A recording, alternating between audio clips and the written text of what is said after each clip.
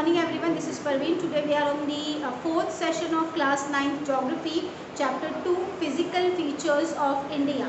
In our last sessions we have seen that there are 6 physical divisions of India, from which we have completed the first one, that is northern Himalayan mountains. We have seen that northern Himalayan mountains are the mountainous region which has a very cold climate and does not have agricultural activity much because of the landmass in that area. That is why mostly population of India does not lies or does not live in Himalayan mountains. Himalayan mountains or Himalayan mountain regions are having a very less population. But when we talk about the second physical feature of India, which we are going to learn in this session, is northern Indian plains, which has a very dense populated regions because it has a very favorable climate and alluvial soil for doing agricultural activity. So northern Indian plains in India, mostly the population lives in northern Indian plains. Now in this session we are going to learn in detail about the northern Indian plains. Now when we talk about northern Indian plains, it lies in the southern part of northern Himalayas, that means from down part of the northern Himalayas. First, in the northern side of India we are having northern Himalayas, then from northern Himalayas down we are having northern Indian plains. That means in the northern side of India we have two divisions, that is northern Indian mountains and then northern Indian plains. Now when we talk about northern Indian plains, it is formed by interplay of three major rivers. Actually northern Indian plains are formed by interplay of three major rivers, which is the Indus river, the Ganga river and the Brahmaputra river. These are the three major rivers in India, and these rivers and their tributaries make the northern Indian plains. When they flow from the Himalayan mountains and they flow towards the northern side, they deposit the soil which they get from the other areas, and when they deposited those soils in those areas, it created the northern Indian plains. So over here we can say that northern Indian plains can be created, or northern Indian plains are created by these three major rivers and their tributaries, that is the Indus, the Ganga and the Brahmaputra river. It is formed of alluvial soil.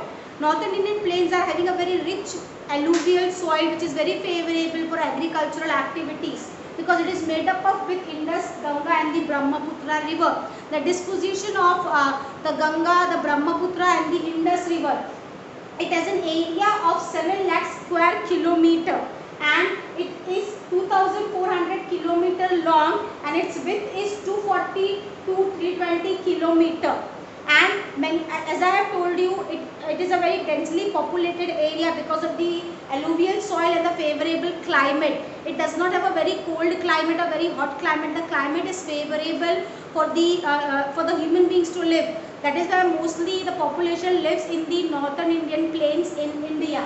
Now these three rivers, when we talk about the Indus, the Ganga and the Brahmaputra river, which creates or which made the northern Indian plains, they also have many tributaries, and when these rivers split into many channels or many tributaries, they are called as distributaries. Their tributaries or they are split into a different channels are called as distributaries. Now when we talk about northern Indian plains, over here northern Indian plains have a narrow belt which is parallel to Shivalik ranges. Then we have a northern Indian plains. So the first part of the northern Indian plains, which is parallel to the Shivalik ranges, and it creates one belt which is 8 to 16 kilometer in width, is known as Bhabar belt.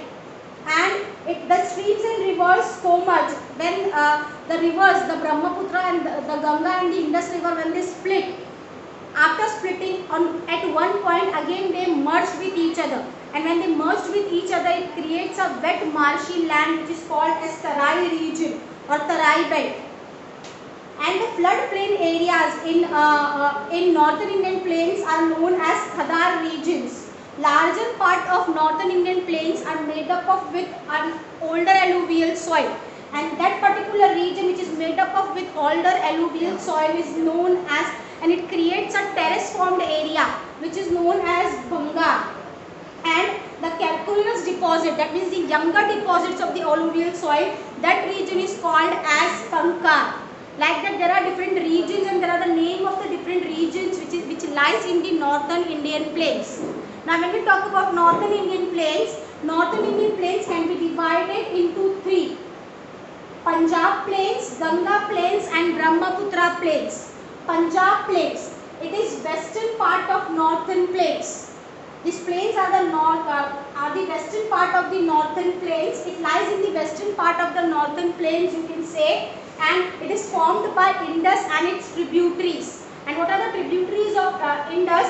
That is Jhelum, Chenab, Satluj River, Beas, Ravi and Beas. These are the tributaries of Indus and Indus which creates the Punjab plains.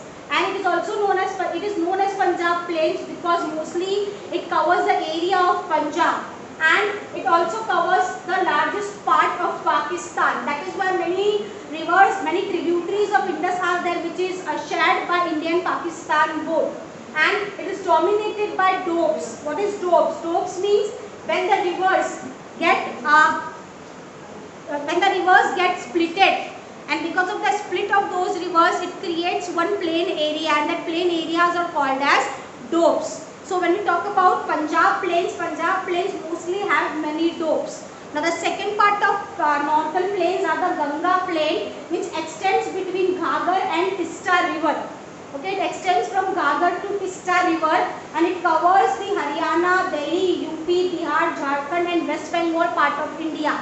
Now when we talk about the last part, that is Brahmaputra plain, all the Assam area is covered with the Brahmaputra plain, and it is also known as Assam plain. So over here we have seen that northern Indian plains are made up of with the Indus, Brahmaputra and Ganga river, with the disposition of these three rivers and their tributaries. It has many belts like Tarai belt and we also have the Bhabur belt, and it has a wet and marshy region which is called as Tarai region. The floodplain areas are called as Ular region, and the older alluvial soil area which makes a terrace formed area which is known as Bhangar, and the youngest deposital area is known as Khankar. And it has been divided into three, that is the Punjab plain, the Ganga plain and the Brahmaputra plain. So over here I hope you have understood about the northern Indian plains and about the northern Himalayan mountains, which we have learned in our last session. So in the next session we are going to learn about the other division of India, that is peninsular plateaus and coastal regions. Till then, thank you.